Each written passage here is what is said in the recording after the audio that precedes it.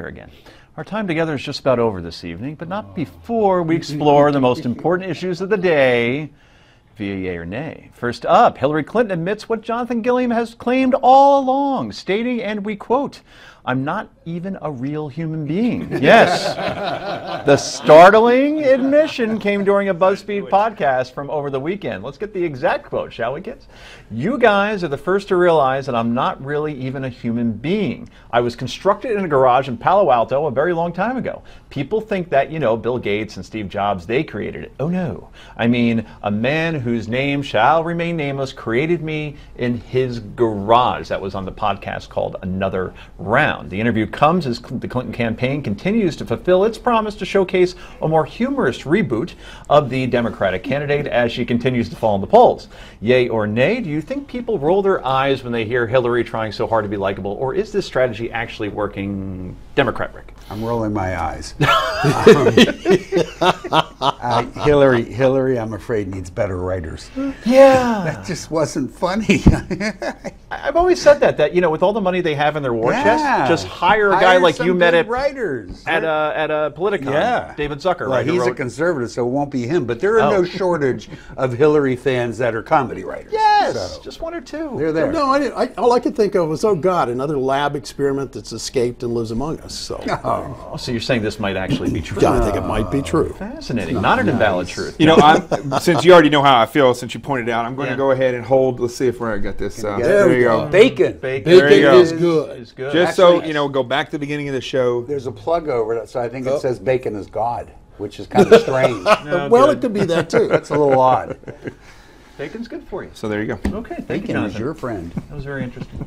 Next, the first Democratic debate finally goes down in Las Vegas tomorrow night, and CNN says the expected audience will be considerably smaller watching at home than the first two GOP debates, which attracted 24 and 23 million viewers on Fox and CNN respectively. Well, let's face it, the election will likely be a close one, but there's no contest on which party owns the trump card, pun intended, and attracting eyeballs to the tube, which is why I'm predicting in my MediaCom today that the audience tuning in tomorrow night will be about 13 to 14 viewers less, that's million less, than the Republican debates, about 10 million I'm saying. So all of that said, only one thing that can make this must-see TV is Vice President Joe Biden entering the race and taking part. Impossible? Of course it is, but CNN ain't taking any chances just in case.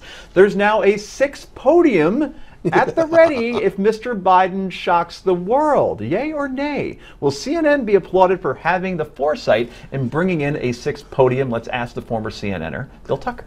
No, this is desperate wishes, clearly, is what's going on here. They're like praying to God that it's only going to be 13 to 14 million less. Yeah. I was going to say, I think you're being generous. I am being generous. Yeah. People that I've spoken to at the network have said that 8 million is more the expectation. I say 10 million only because more people are interested in this election than any other. There's a curiosity factor around Hillary and Bernie. You know where the big loss is that all the female federal prisoners throughout the federal system are going to be tuned in because Hillary may be coming to their prison. So, but unfortunately, there's only one TV per 100 prisoners. So that's why the ratings didn't go up. When we get Hillary those comedy writers, can we possibly get a couple to write some better material for Gilliam here? Well, you know what they say. Bacon is good. Bacon is good. Anyway, finally tonight, think the CIA played a role in covering up the JFK assassination? Well, now a kind of important source agrees with you. The CIA. According to an article written by the agency's senior in-house historian, the CIA purposely held back information from the Warren Commission. As you know, the commission concluded that Lee Harvey Oswald acted alone, spawning decades of conspiracy theories involving Castro, the Mafia, CIA, the Soviets, Joe Pesci, Tommy Lee Jones, and even LBJ. We're low on time here, won't get into the guts of it, so let's jump right ahead with our overarching yay or nay question. Did Lee Harvey Oswald act alone, or are you more in the Oliver Stone camp? Unger. I never went as far as the Oliver Stone camp, but I never believed that he acted alone. He had an accomplice. Yeah. Alone. Alone. You're sticking to it. Okay. Yep. Anything's possible.